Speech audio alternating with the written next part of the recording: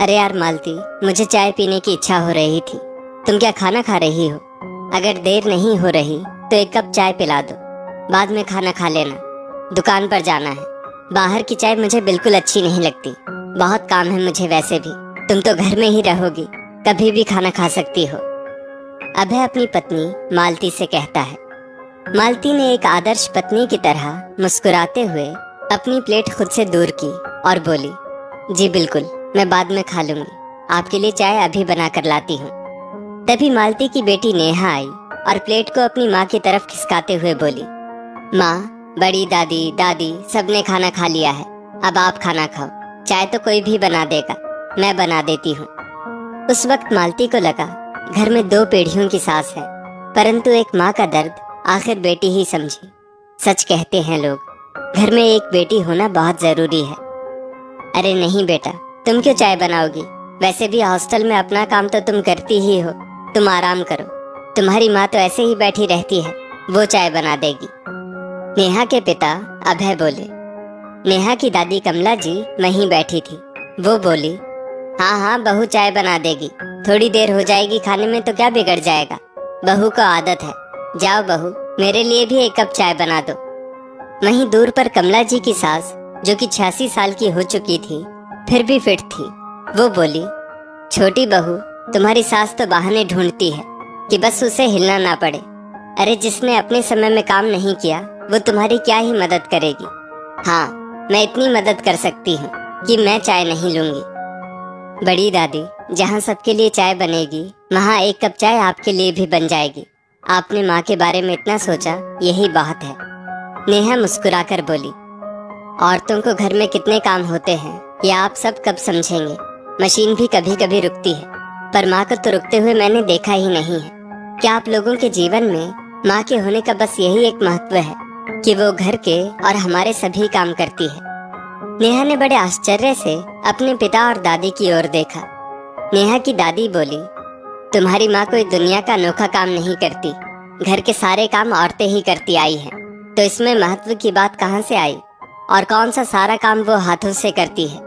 हर काम के लिए तो मशीन ले रखी है। सही कह रही हो माँ, सुविधा के अनुसार हर मशीन घर में लाकर रख दी है। अब फिर भी बेटी शिकायत कर रही है, इसका मतलब है कि माँ ने इसके पास हमारे खिलाफ शिकायत की होगी। बेटा, तुम्हारी माँ को घर में क्या तकलीफ है? खाने के लिए खाना, कपड़ा और हर सुविधा, सब कुछ तो मिल रहा है, और क्या चाहिए?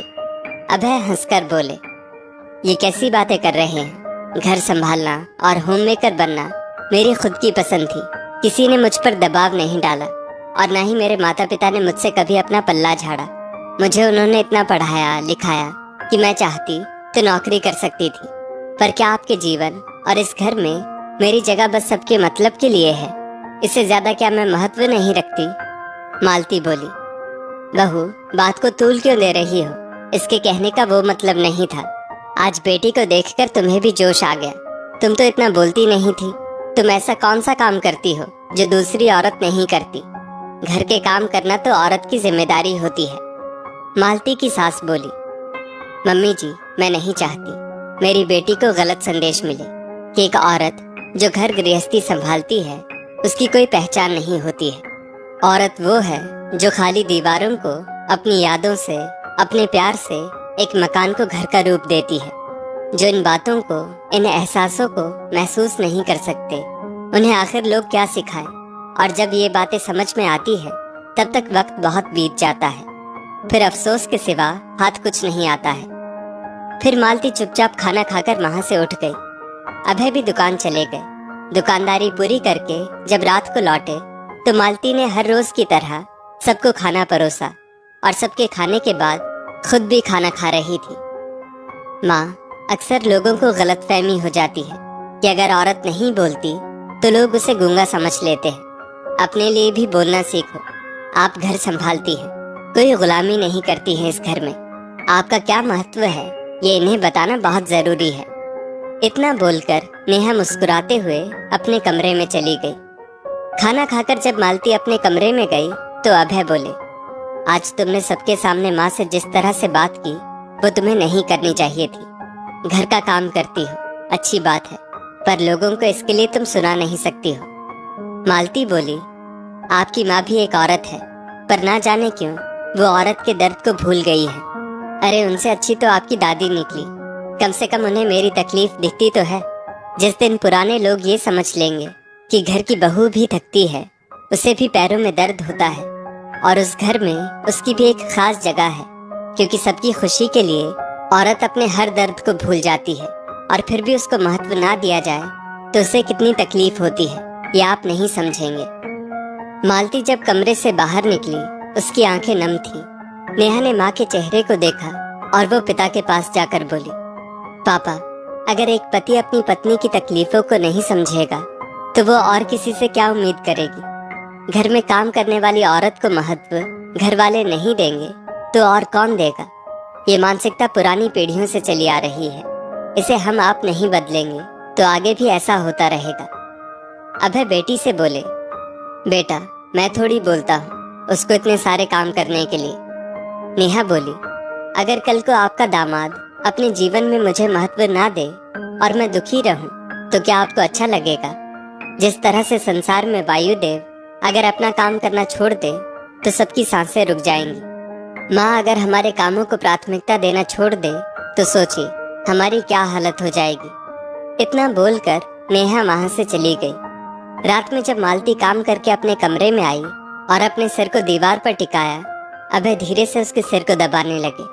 मालती हड़बड़ा कर बोली, ये क्या कर रहे हैं आप? मम्मी जी देखेंगी तो क्या बोलेंगी।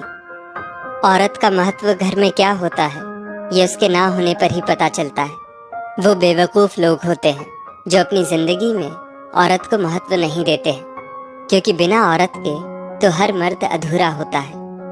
मालती की आंखों में खुशी के आंसू थे और अभय बड़े प्यार से उसके आंसुओं को पोंछते हुए उसे अपने होने का एहसास दिला रहे थे। नेहा को खुशी हुई कि उसके पिता ने अपने जीवन में अपनी पत्नी का महत्व जाना। अब उसकी माँ अकेली नहीं है। उसके आंसुओं को पोंछने वाला उसके पिता का मजबूत कंधा उसके साथ है। नेहा अब निश्चिंत हो गई कि माँ का ख्याल रखने वाला कोई है। कोशिश से ही तो बदलाव आता है। अभय मालती का हमेशा ध्यान रखते थे और अपनी माँ को भी इस बात के लिए समझाते थे कि एक औरत के मान सम्मान के साथ उसके घर में उसके महत्व को भी समझना चाहिए।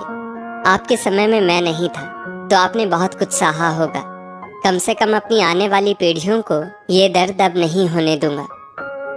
दोस्तों, एक माँ, पत्नी व बेटी घर के काम अपनी खुशी से हमारे लिए करती है। इस बात के लिए उनका जितना आभार प्रकट करें उतना कम है।